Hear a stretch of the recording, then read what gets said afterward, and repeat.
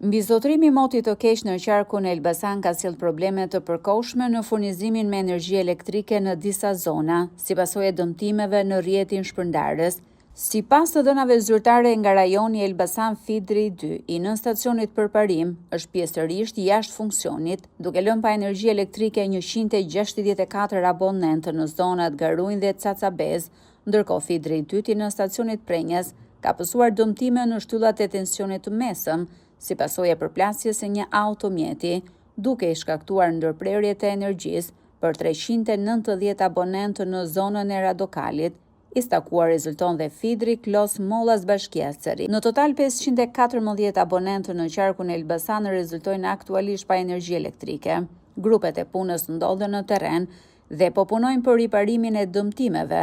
ndërsa autoritetet bëjnë me dije se rikthimi i furnizimit me energji elektrike nuk do të vënojë. Situata po monitorohet në mënyrë të vazhdueshme nga strukturat e përgjegjëse në koordinim me shtabin e emergjencave për të garantuar normalizimin sa më të shpejtë të shërbimit dhe sigurinë e qytetarëve.